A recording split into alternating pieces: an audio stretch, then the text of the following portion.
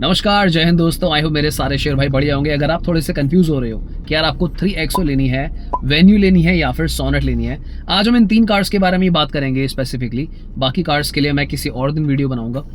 Actually 3XO के आने से पहले ना थोड़ी सी कम कन्फ्यूजन्स थी, तो वेन्यू और सोनेट की तरफ लोग फिर भी ईजिली डिसीजंस बना पा रहे थे। पर 3XO के आने के बाद ना मामला थोड़ा सा गड़बड़ा गया है, क्योंकि यार इस कार का जो प्राइस है स्टार्ट हो गया है 8.5 लाख रुपए से। तो दोस्तों इस वीडियो में मैं आपके सारे डाउट्स और कंफ्यूजन को बहुत ही सटीक तरीके से क्लियर करने की कोशिश करूंगा। तो चलिए फटाफट से वीडियो को स्टार्ट करते हैं। तो यार मैंने ग्लासेस चेंज करे हैं, ऐसा मत समझना टशनबाजी है। वो ना येलो कलर के थे तो काफी रिफ्लेक्शन आ रही थी धूप की, तो इससे मैंने ब्लैक लगा लिए। सबसे पहले बात करते हैं दोस्तों सेफ्टी के पैरामीटर के हिसाब से, क्योंकि आज की डेट में 2024 में हम सब लोग काफी ज्यादा कंसर्न है अपनी सेफ्टी को लेके। तो 3XO खरीदने का आपको एक एडवांटेज ये है कि आपको जो सेफ्टी मिलती है कार की वो काफी अच्छी मिलती है। इसमें जो पुरानी वाली XUV 300 थी, आपको पता ही होगा, वो ग्लोबल एन क्या 5 स्टार थी। पर अगर हम उसको वेन्यू या फिर सोनेट से कंपेयर करते हैं तो सोनेट का तो भाई कोई रिकॉर्ड ही नहीं है, कोई इसका आज तक टेस्ट नहीं हुआ है।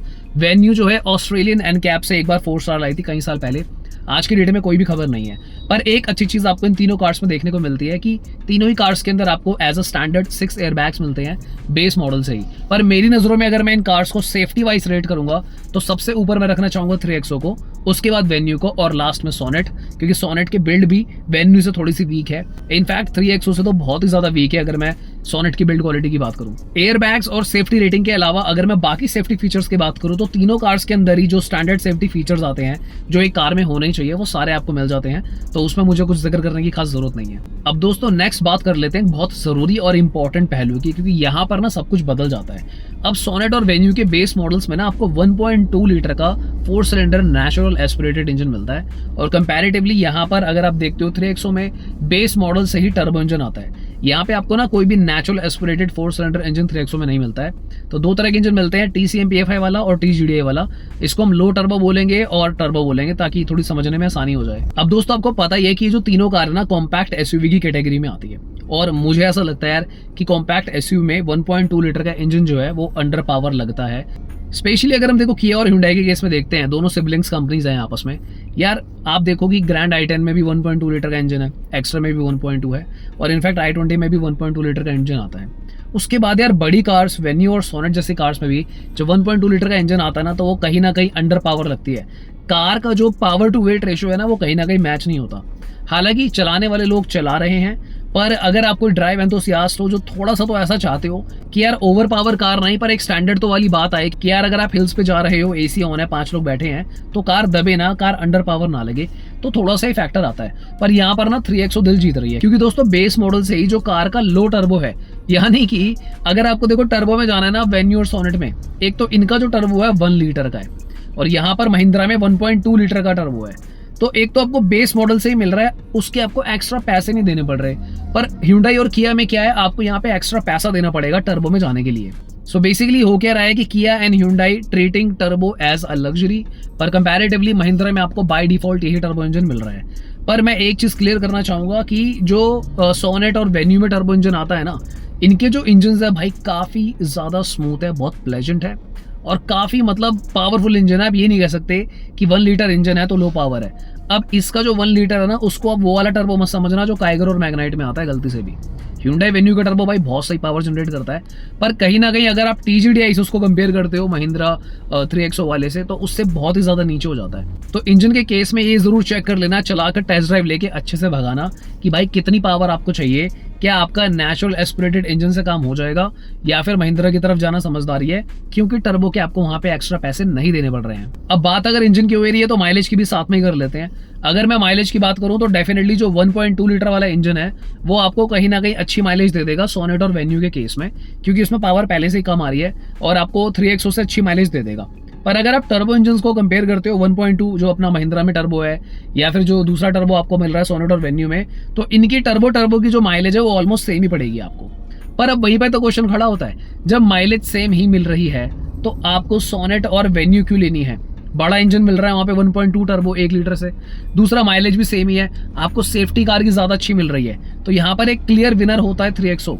पर इसके अलावा दोस्तों ना कुछ और पहलू भी होते हैं। स्पेशली अगर मैं बात करूं सोनेट और वेन्यू के केस में, तो कई लोग ना इनके लुक्स की वजह से भी इन कार को लेते हैं। Hyundai Kia की जो फिट एंड फिनिश है कार की बहुत अमेजिंग है, उसमें बहुत मुश्किल से ही आप कोई नुक्स निकाल सकते हो। जैसे 3XO के केस में क्या है ना, कुछ कमी पेशी चलती रहती है, आपको पता ही है, दुनिया भर के रिव्यूज चल रहे हैं, मेरी आपने कई वीडियोस में सुना भी होगा। इनफैक्ट जो 3XO का ओनरशिप रिव्यू हमने डाला था उसमें भी ओनर ने बताया कि इंफोटेनमेंट ही खराब हो गया, फिर महिंद्रा ने बदला, नई कार ले लेके धक्के खाना, ये सब चीज़ें ना आपको Hyundai और Kia में नहीं मिलेगी। वहाँ पर पहले से जो उनकी R&D जो टीम है, टेस्टिंग टीम है, वो काफ़ी बेहतरीन तरीके से काम कर रही है। तो अगर आप कोई ऐसे शख्स हो जो बेटर कस्टमर सर्विस, बिना किसी सरदर्द के, नो नुक्स वाली कार के, भाई कोई नुक्स नहीं है कार में, उस तरीके की चीज़ चाहिए, बिल्कुल साइलेंट रिफाइंड इंजन चाहिए, तो उस केस में आप भाई सोनेट की तरफ जा सकते हो, फिर वेन्यू की तरफ जा सकते हो फॉर श्योर। अब जो 3XO लवर है वो सोच रहे होंगे यार कि तुम तो बुराई कर रहे हो। मैं बुराई नहीं कर रहा दोस्तों, हमारा काम है आपको सच बताना। पर मैं ये भी साथ में ऐड करना चाहूंगा कि शुरुआती दिनों में कुछ कार्स में प्रॉब्लम आई है, इसका मतलब ये नहीं है कि 3XO में ये प्रॉब्लम्स आती ही रहेंगी। फिलहाल तो देखो, जब तक हमारे पास कमेंट्स आ रहे हैं, लोगों के रिव्यूज आ रहे हैं कि ऐसी ऐसी दिक्कतें चल रही हैं, तब तक तो ये बातें हमें आपको बतानी ही पड़ेंगी। पर मुझे ऐसा लगता है मे बी नेक्स्ट मंथ से या फिर जो अपकमिंग लॉट्स होंगे वहां पर ये इशूज शायद आने बंद हो जाए, क्योंकि अब तक महिंद्रा के कानों में बात पहुंच चुकी है कि इंस्ट्रूमेंट क्लस्टर या फिर जो इंफोटेनमेंट सिस्टम है उसमें इश्यूज आ रहे हैं। तो मे बी वो पहले से ही उन यूनिट्स में सुधार करके कुछ चेंजेस करके कंज्यूमर को प्रोवाइड कर रहे होंगे। गाइस सॉरी मैं आपको बीच में इंटरप्ट कर रहा हूँ। मैं आपसे रिक्वेस्ट करना चाहूंगा, अगर आपको वीडियो अच्छी लग रही हो प्लीज वीडियो को लाइक कर दीजिएगा और चैनल को जरूर सब्सक्राइब कर दीजिएगा।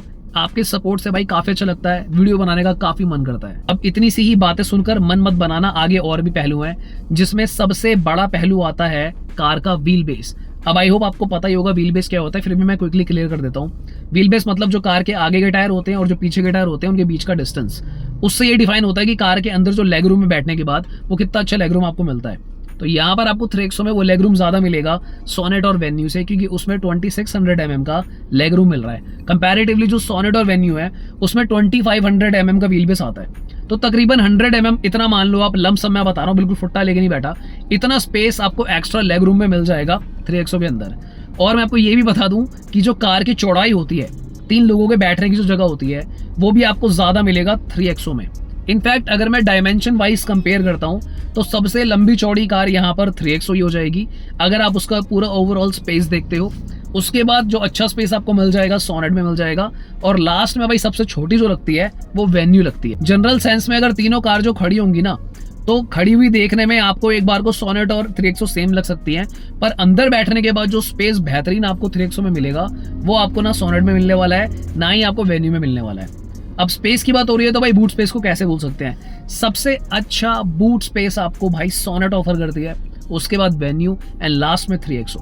3XO का जो बूट स्पेस काउंट करा हुआ है वो पार्सल ट्रे को हटा के करा हुआ है। पार्सल ट्रे रख दोगे तो भाई किसी काम का, किसी कर्म का बूट स्पेस नहीं है वो जो 3XO में ऑफर करा गया है। पर मुझे डील ब्रेकिंग नहीं लगता, क्योंकि पार्सल ट्रे यार किसको क्या ही देखनी है, अगर कार में अच्छी चीजें भी मिल रही हैं, भाड़ में जान दो पार्सल ट्रे को, भाई हटाओ, लगेज रखो, अपना ट्रैवल करने निकलो। इतना डील ब्रेकिंग वाली बात मैं इसको नहीं मानता हूँ, पर बताना हमारा फर्ज है तो डेफिनेटली मैं आपसे शेयर करूंगा। सबसे बेहतरीन जो ग्राउंड क्लियरेंस आपको मिलेगी वो सोनेट में मिलेगी भाई।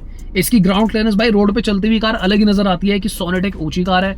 उसके बाद सबसे कम जो ग्राउंड क्लियरेंस है वो वेन्यू में है। जो एवरेज, जो बीच की ग्राउंड क्लियरेंस है अराउंड 200 mm के आसपास, वो आपको XUV 3XO के अंदर मिल जाएगी। अब दोस्तों कुछ ऐसी चीजों के बारे में बात करते हैं जो इन सारी चीजों से अलग है, जो हमने डिस्कस करी है। फॉर एग्जांपल, जो कार को चलाने के बाद एक प्लेजर होता है या फिर जो ड्राइविंग डायनामिक्स होते हैं कार के, वो किसके अच्छे हैं। मुझे पर्सनली XUV 3XO चलाने के बाद बहुत अच्छा, बहुत कॉन्फिडेंट, इंजन बहुत पेपी, बहुत अच्छा फील हुआ, क्योंकि कार स्पेशियस भी है और अब इंटीरियर भी इंप्रूव कर दी है।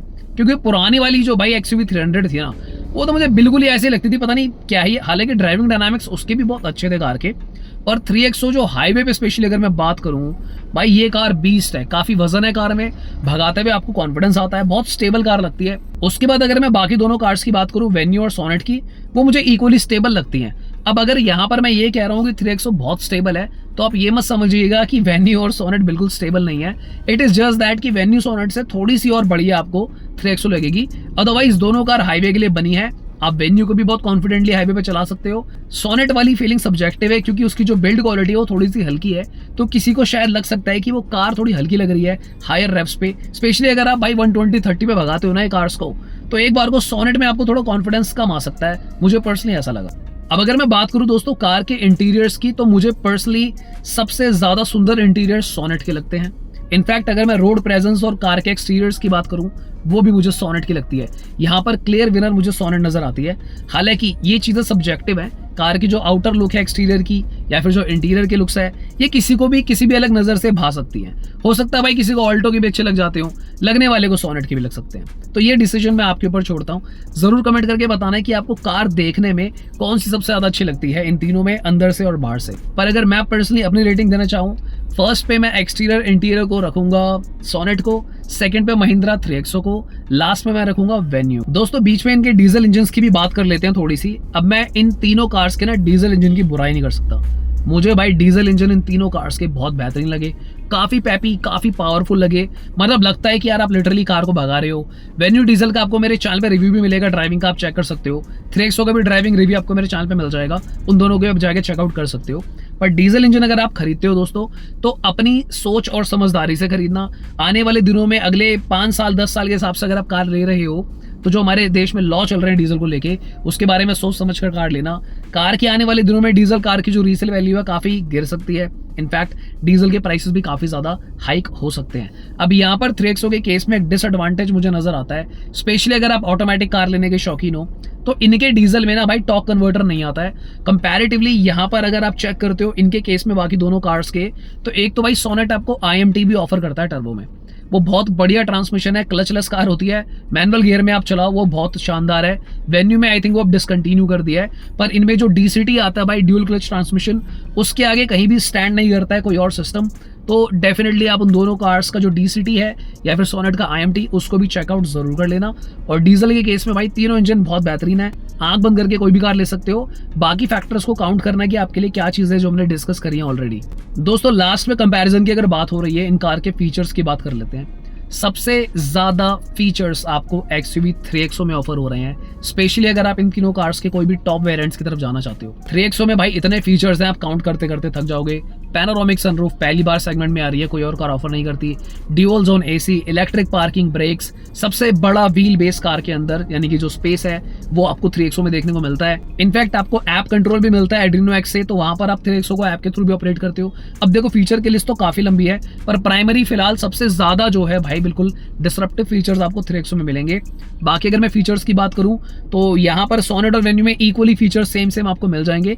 तो ये थोड़ा आप देख लेना, क्योंकि देखो कार के ना जितने ज्यादा फीचर्स होते हैं उतने ज्यादा आपके खर्चे भी बढ़ते हैं। लॉन्ग रन में जो मेंटेनेंस है ना, चीजें खराब भी होंगी, फिर देखो ज्यादा फीचर होंगे तो दिक्कतें भी आएंगी।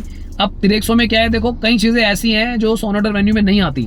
4 डिस्क ब्रेक भाई बेस मॉडल से दे रहे हैं लोग आपको। कार के अंदर आपको स्टीयरिंग की सेंसिटिविटी को सेट करने के ऑप्शंस मिलते हैं, तो यहाँ पर एक चीज एडवांटेज है। कंपैरेटिवली सोनेट एंड वेन्यू में आपको बेस मॉडल से ही डिजिटल इंस्ट्रूमेंट क्लस्टर मिलता है, जो कि 3XO में अभी भी एनालॉग वाला डाल दिया। तो ये एक कमी 3XO ने छोड़ दी। अपर वेरिएंट्स में आपको डिजिटल इंस्ट्रूमेंट क्लस्टर मिलता है, पर वेन्यू और सोनेट में बेस मॉडल से ही आपको डिजिटल इंस्ट्रूमेंट क्लस्टर मिल जाएगा।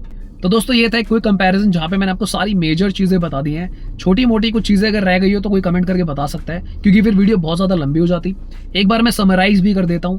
अगर आपको सबसे अच्छी सेफ्टी चाहिए, कार के इंजन में पावर चाहिए, आपको अच्छे खासे फीचर्स चाहिए, बेस मॉडल कम प्राइस में चाहिए, तो आप 3XO की तरफ जाइए। अगर आपको बहुत ही सुंदर कार चाहिए, आपको सेफ्टी से कोई फर्क नहीं पड़ता, आपको अंदर और बाहर से बिल्कुल लग्जरी वाइब चाहिए, आपको बेहतरीन कस्टमर सर्विस चाहिए, आपको बिल्कुल स्मूथ इंजन चाहिए, तो आप सोनेट की तरफ जाइए। अगर आपको एक वैल्यू फॉर मनी डील चाहिए, जहां पर आपको भाई सब कुछ बढ़िया चाहिए, अच्छा बूट स्पेस, सब कुछ मतलब इक्वली बैलेंस्ड, तो वहां पर उस केस में आप वेन्यू की तरफ जाइए। क्योंकि वेन्यू में क्या है ना, खाली एक चीज मुझे कमी लगती है, थोड़ी सी वो छोटी लगती है, जो कि एक्चुअली में स्पेस वाइज है। वरना भाई उस कार में कोई भी कमी मुझे कई बार नजर नहीं आती है, बिल्कुल परफेक्ट कार लगती है। रही बात इंजन की, तो 1.2 लीटर का मतलब ये नहीं है कि वो कार चलाने योग्य नहीं है, क्योंकि यार उस हिसाब से तो भाई मैग्नाइट और अपनी जो काइगर है उसमें तो 1 लीटर का इंजन आता है, ऑलमोस्ट सेम साइज की कार बना रखी है, तो वो भी चली रही है। तो वो आप चलाकर देखना, वो सब्जेक्टिव चीज है। अगर आपको अंडर पावर लगती है तो ये आप टर्बो की तरफ जाओ या 3XO की तरफ जाओ। अगर आपको अंडर पावर नहीं लगती है तो डेफिनेटली आप 1.2 सोनेट वेन्यू की तरफ भी जा सकते हो। सो दोस्तों आज की वीडियो के लिए इतना ही। आई होप आपको थोड़ी सी हेल्प मिली होगी, तो चैनल को जरूर सब्सक्राइब कर दीजिएगा, वीडियो को लाइक कर दीजिएगा। सो मिलते हैं किसी और दिन। Thank you so much for watching, bye bye, take care.